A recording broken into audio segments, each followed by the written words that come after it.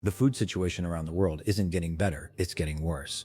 And most people are walking around completely blind to it, filling their carts at the grocery store, swiping their cards, and wondering why the total keeps climbing every single week. You've noticed it too, haven't you? That slow, creeping feeling at the checkout line, the way your usual groceries suddenly cost 20, 30, sometimes 40% more than they did a couple years ago. That's not an accident. That's not temporary. That's the beginning of something much bigger. And if you're not paying attention, you're going to get caught completely flat-footed when it escalates. Here's what's happening out there right now. South America has been hammered by brutal weather. Droughts, floods, unexpected frosts, call it what you want, but the bottom line is their harvests are smaller, way smaller. And South America isn't some minor player in the global food game. They're one of the biggest suppliers of grains, soybeans, beef, and produce on the planet. When their output drops, the ripple effects are felt everywhere, in grocery stores in Europe, in markets across Asia, and right there on your kitchen table. Then you've got global conflicts throwing supply chains into complete chaos. Wars disrupt shipping routes. Sanctions cut off access to fertilizers. Farmers in conflict zones can't plant, can't harvest, can't do anything except survive. And when large agricultural regions go offline because of war, the entire world feels the pinch. Add rising inflation on top of all that. Inflation doesn't just raise prices at the store, it raises the cost of running farms, transporting goods, and storing food at every single step of the supply chain. Those costs get passed down to you, the consumer, every time without fail. And then there's climate unpredictability.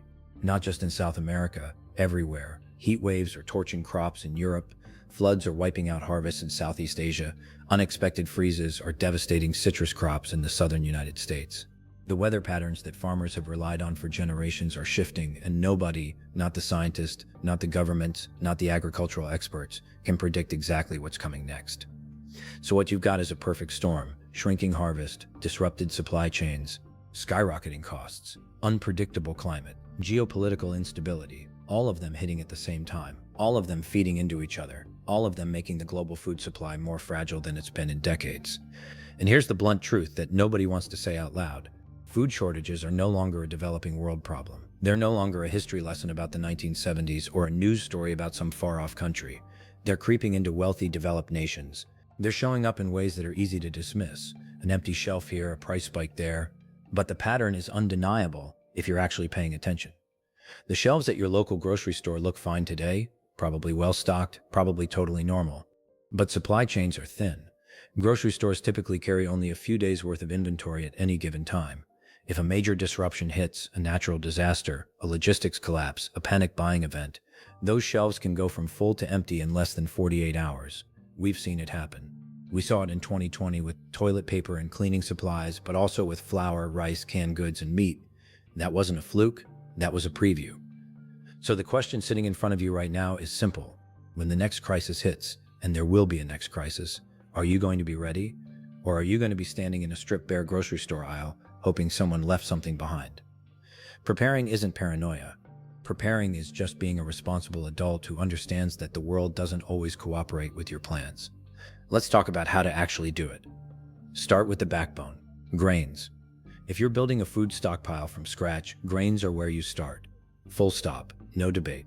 Rice, oats, wheat, pasta, these are the absolute foundation of any serious emergency pantry, and there are very good reasons why preppers have relied on them for decades.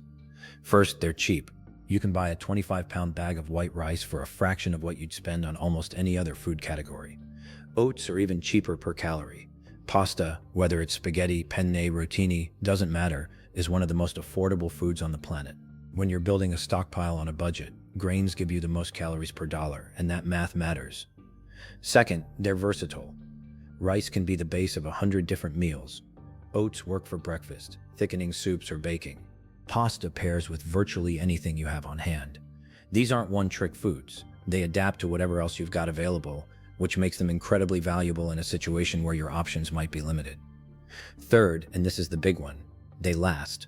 White rice stored properly in airtight containers with oxygen absorbers can last 25 to 30 years. Oats can stay good for 20 to 30 years under the right conditions. Pasta stays stable for 25 to 30 years. We're talking about food you can buy today and not worry about until your kids are grown up. That's not hype. That's just food science. Now, when I say stored properly, I want to be specific because this trips people up. Mylar bags with oxygen absorbers, sealed tight and stored in 5-gallon food-grade buckets. That's the gold standard for long-term grain storage. Keep them in a cool, dark, dry location. A basement works great. A climate-controlled pantry works. What doesn't work is leaving them in a hot garage or a humid space where temperature swings can degrade quality over time. Whole grains like brown rice and whole wheat are more nutritious than their refined counterparts, but they have shorter shelf lives because of the oils in the bran layer. White rice and refined pasta beat whole grain options every time when it comes to long-term storage. In an emergency food context, shelf life matters more than day-to-day nutritional optimization. Build your grain stockpile first. Get at least a 3-month supply for everyone in your household. Then push towards 6 months, then a year. Do it gradually so it doesn't wreck your budget all at once. But get started. The protein powerhouse, beans and lentils. You cannot build a serious food stockpile without beans and lentils. I'm not going to soften that statement because there's no reason to. These two foods are among the most nutritionally complete, shelf-stable, calorie-dense, affordable items you can possibly stockpile. Dried beans, black beans, pinto beans, kidney beans, navy beans, chickpeas are loaded with protein, fiber, complex carbohydrates, and essential minerals. A 1-pound bag of dried black beans costs almost nothing and provides multiple meals for a family. When combined with rice, you get a complete protein profile covering all essential amino acids. That combination alone could keep people alive and reasonably healthy for an extended period. Lentils deserve special mention because they're even more practical than beans in an emergency. They don't need to be soaked overnight before cooking. They cook fast, usually 20 to 30 minutes. They're packed with protein and iron, and they're incredibly cheap. Red lentils, green lentils, black lentils, stock all of them. They all taste slightly different and keep your meal rotation from getting monotonous. Dried beans and lentils stored in sealed containers away from light and moisture can last 25 to 30 years, though nutritional quality and texture are best within the first 8 to 10 years. Still, that's an extraordinary shelf life for such a nutritious food. One thing people forget, dried beans require water and fuel to cook. Factor that into your preparation planning. You'll need a reliable cooking method and adequate water supply to actually use what you're storing. Canned goods, the workhorses of your pantry. Let's move on to canned goods because they're the backbone of an accessible, practical emergency food supply. You don't need special storage equipment, you don't need oxygen absorbers or mylar bags, you just need shelf space and a commitment to rotation. Canned vegetables should be high on your list. Corn, green beans, peas, carrots, mixed vegetables. These provide micronutrients your body needs, and they're ready to eat straight out of the can if necessary. No cooking required in a genuine emergency. That matters.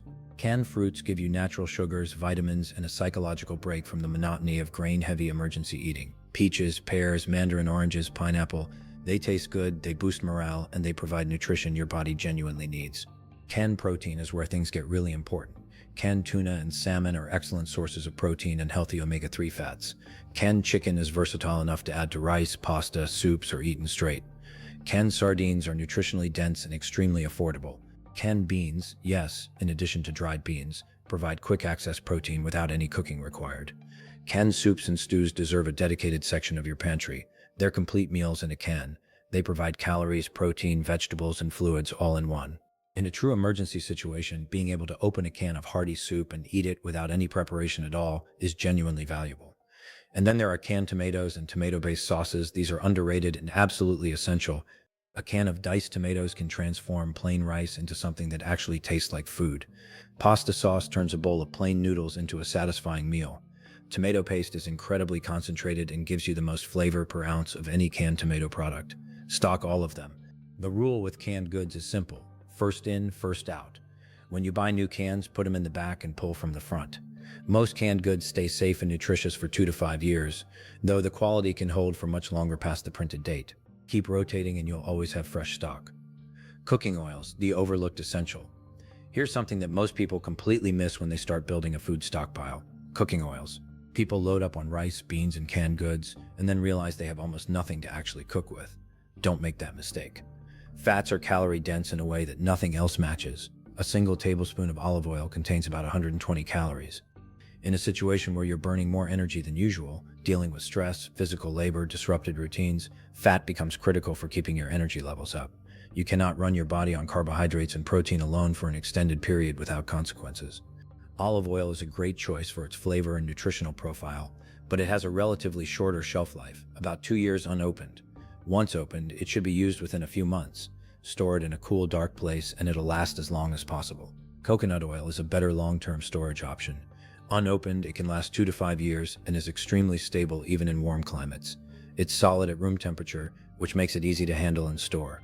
Ghee, clarified butter, is an outstanding survival pantry item. Traditional ghee has been stored without refrigeration for months in warm climates for centuries. Commercially produced ghee in sealed containers can last 1 to 2 years at room temperature.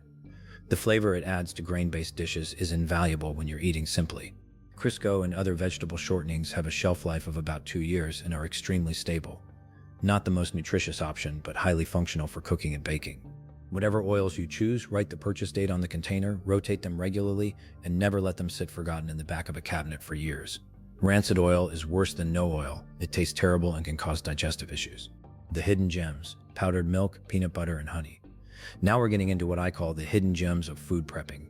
3 items that most people overlook, but that experienced preppers swear by. Powdered milk is something a lot of people dismiss because they don't like the taste of reconstituted milk. Fair enough. But in an emergency, powdered milk isn't primarily about drinking a glass of milk. It's about nutrition: calcium, protein, vitamin D. These nutrients become hard to get when fresh dairy isn't available. Powdered whole milk stored properly can last 20 to 25 years. Non-fat powdered milk lasts even longer. Use it in cooking, baking, making sauces, or mixed into oatmeal where the taste becomes practically unnoticeable. If you have children in your household, powdered milk becomes even more critical. Kids need calcium for bone development, and cutting that nutrient out of their diet for an extended period has real consequences. Peanut butter might be the single most practical food you can stockpile. It's loaded with protein, it's packed with healthy fats, it's calorie dense, it requires 0 preparation. You can eat it straight from the jar with a spoon when everything else feels complicated. Kids love it, adults find it satisfying. And it pairs with crackers, bread, oatmeal, fruit, almost anything. Regular peanut butter in an unopened jar can last 1 to 2 years past the printed date. Natural peanut butter with no added stabilizers has a shorter shelf life and needs more careful management. Powdered peanut butter is the long-term storage champion. Sealed properly, it can last 4 to 5 years and reconstitutes well with water. Honey is the closest thing to a miracle food in the prepper world, and I don't use that word lightly. Honey literally never expires. Archaeologists have found 3,000-year-old honey in Egyptian tombs that was still perfectly edible. The combination of low water content, high sugar concentration, and natural antimicrobial compounds makes it essentially shelf-stable forever. It provides quick energy, it soothes sore throats. It can be used medicinally as a wound treatment, and it makes plain food taste better, which matters enormously for morale during a difficult period. Buy raw honey if you can. It has more beneficial compounds than processed honey. Store it in glass jars in a cool, dark place. If it crystallizes, just warm it gently and it'll return to liquid form. Freeze-dried and dehydrated foods, the premium option. Let's talk about freeze-dried and dehydrated foods. These are the premium tier of food prepping, and yes, they cost significantly more upfront. But there's a reason serious long-term preppers build substantial portions of their stockpile around them. The shelf life is extraordinary. Commercially freeze-dried fruits, vegetables, meats, and complete meals can last 25 to 30 years when stored in sealed cans at moderate temperatures. That's not a marketing exaggeration, it's a function of the freeze-drying process, which removes 98% of moisture while preserving nutritional content, texture, and flavor. Dehydrated foods don't hit quite that number, but quality dehydrated produce still lasts 15 to 20 years under proper storage conditions. The nutritional profile is impressive. Unlike canning, which involves high heat that degrades some vitamins, freeze-drying preserves the vast majority of the original food's nutritional content. Freeze-dried strawberries retain most of their vitamin C. Freeze-dried vegetables keep their mineral content. Freeze-dried meats hold their protein structure. What you're getting is genuinely nutritious food, not just calories. Preparation is dead simple. Add water, wait a few minutes, and you've got something that tastes remarkably close to the original food. In an emergency situation where stress is high and resources are limited, simplicity is incredibly valuable. The lightweight and portable nature of freeze-dried foods makes them invaluable for bug-out scenarios. If you ever need to leave your home quickly, you cannot carry 50-pound bags of rice. You can carry a week's worth of freeze-dried meals in a backpack without much difficulty. The cost is real, and I won't pretend otherwise. A year's supply of quality freeze-dried food for one person can run into the thousands of dollars. The strategy most experienced preppers use is to blend freeze-dried foods with the cheaper staples, grains, beans, canned goods, to get the benefits of both without the full expense of an all-freeze-dried stockpile. Start with freeze-dried fruits and vegetables as add-ons to your grain and bean base. Then gradually add freeze-dried proteins and complete meals as your budget allows. Over time, you'll build a genuinely impressive long-term food supply. Dehydrating at home, building skills that matter. While we're on the topic of dehydrated food, let's talk about doing it yourself. A quality food dehydrator costs between $50 and $300 depending on capacity and features. That's a one-time expense that can save you substantial money over time while giving you complete control over what goes into your long-term food supply. You can dehydrate almost anything. Fruits, vegetables, herbs, jerky, pasta sauces, beans, the list is long. When produce is on sale or in season, buy in bulk and dehydrate it. You're essentially locking in the low price and extending the shelf life dramatically. Home dehydration doesn't achieve the same ultra-long shelf life as commercial freeze-drying, but properly dehydrated home food stored in vacuum-sealed jars or Mylar bags can last 5 to 10 years. That's still exceptional. Learning to dehydrate food is also a practical skill that becomes more valuable the deeper into food preparedness you go. It connects you to traditional food preservation methods that humans relied on for thousands of years before refrigeration existed. The basics that make everything possible: salt, sugar, flour, and spices. This section doesn't get nearly enough attention in most food prepping conversations, and it should. Salt, sugar, flour, and spices are what transform a food stockpile from a survival situation into something that actually resembles a functional kitchen. Salt is not optional. I want to say that as clearly as possible. Salt is a biological necessity. Your body needs sodium to maintain fluid balance, nerve function, and muscle contractions. Beyond your body's direct need for it, salt is one of the oldest and most effective food preservation tools in human history. Curing meat, fermenting vegetables, preserving fish, these processes all depend on salt. Stock large quantities of it. Iodized salt is preferable because iodine deficiency becomes a real health concern when your diet is limited. Morton's or similar brands sell large bags inexpensively. A 25-pound bag of iodized salt costs only a few dollars and lasts indefinitely when kept dry. Sugar provides quick, accessible energy that your body can use immediately. It's also a preservative. Jams, jellies, and preserved fruits all rely on high sugar concentrations to inhibit bacterial growth. White sugar stored in sealed containers essentially never expires. Brown sugar hardens over time but remains safe and usable. Honey, as we discussed, is also a sugar source, but having granulated sugar in your stockpile gives you baking capability and preservation ability that honey alone can't provide. Flour opens up an entirely different category of food production. With flour, salt, oil, and water, you can make flatbread over a fire or camp stove. You can thicken soups and stews. You can make simple biscuits or pancakes that boost morale significantly during difficult times. All-purpose white flour stored in airtight containers with oxygen absorbers can last 5 to 10 years. Whole wheat flour has a shorter shelf life because of its oil content, about 1 year at room temperature, longer if frozen or refrigerated. Spices are the difference between eating and eating well. When your diet is heavily grain and legume-based, as any emergency stockpile will be, spices are what keep meals from becoming an exercise in misery. Cumin, chili powder, garlic powder, onion powder, paprika, oregano, bay leaves, black pepper, red pepper flakes, stock all of them in significant quantities. Spices stored in sealed containers away from light and heat last 2 to 4 years before losing potency, though they remain safe essentially indefinitely. Don't overlook baking powder, baking soda, and yeast either. These leavening agents are what separate bread from flatbread, pancakes from crackers. They're cheap, lightweight, and have a surprisingly decent shelf life when stored properly. Vinegar, the unsung hero. Let me add something that almost nobody mentions in food prepping conversations: vinegar. Apple cider vinegar and white distilled vinegar are both extraordinarily useful in an emergency food context. Vinegar is a powerful preservative. You can pickle vegetables in vinegar brine to extend their shelf life significantly. Cucumbers, carrots, onions, peppers, and more. In a scenario where fresh vegetables are scarce but you have a garden producing more than you can eat immediately, pickling with vinegar becomes a critical preservation skill. Apple cider vinegar has traditional medicinal uses as well, supporting digestion, fighting certain bacteria, and as a surface disinfectant in a pinch. White vinegar is also one of the most effective natural cleaning agents available, which matters in an environment where commercial cleaning products might be unavailable. Buy several large bottles and store them. They last indefinitely due to their naturally acidic composition. Water, the one thing that overrides everything else. I need to talk about water now because everything we've discussed becomes meaningless without it. You cannot cook rice without water. You cannot reconstitute freeze-dried food without water. You cannot stay hydrated, which means you cannot function. The human body can survive weeks without food. It cannot survive more than 3 days without water. And in a grid down or disaster scenario, clean water is often the first thing to become scarce or unsafe. The standard recommendation is 1 gallon of water per person per day. half a gallon for drinking and half a gallon for cooking and basic hygiene.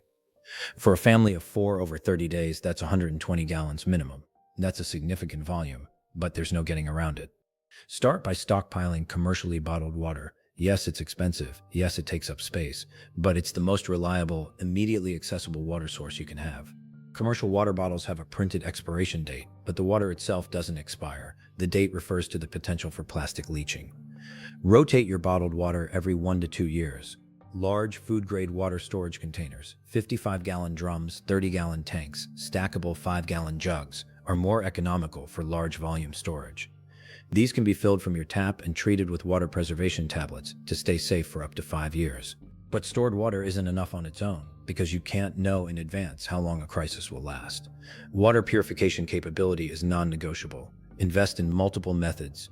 Water purification tablets, iodine or sodium hypochlorite based, are cheap, lightweight, and can make a liter of questionable water safe to drink. A quality gravity water filter like the Berkey or Sawyer system can filter thousands of gallons over its lifetime and removes bacteria, protozoa, and many chemical contaminants. A camping-style portable water filter is good for individual use during bug-out scenarios. Boiling remains the oldest, most reliable purification method. 1 minute at a rolling boil kills all biological pathogens. Have all of these methods available. Redundancy in water purification is not overkill, it's intelligent planning.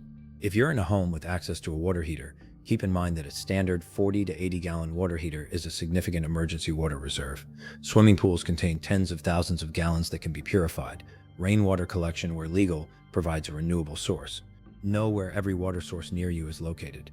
Comfort foods, because morale is not trivial. People dismiss this category as frivolous. They're wrong. When you're dealing with a genuine crisis, whether it's a natural disaster, extended power outage, civil unrest, economic collapse, or any other disruption, the psychological toll is real and significant. Sustained stress depletes your mental resilience. Monotonous, bland food accelerates that depletion. Comfort foods work as a buffer against that psychological erosion, and their value in a survival situation is genuinely important. Coffee is the obvious one. For anyone who drinks coffee regularly, going without it during an already stressful situation adds withdrawal headaches and mood degradation on top of everything else. Instant coffee has a shelf life of about 20 years in a sealed container. Ground coffee properly stored can last 3 to 5 years. Whole bean coffee lasts slightly longer. Stock what you actually drink and rotate it. Tea is an excellent complementary option. Green tea, black tea, herbal varieties, they all provide comfort, ritual, and in many cases health benefits. Loose leaf tea stores well and provides better value than individual tea bags over time. Chocolate might seem like a luxury, but it's a legitimate morale booster. Hard chocolate, not milk chocolate, which goes rancid faster, can last 2 to 5 years if stored properly in cool, dark conditions.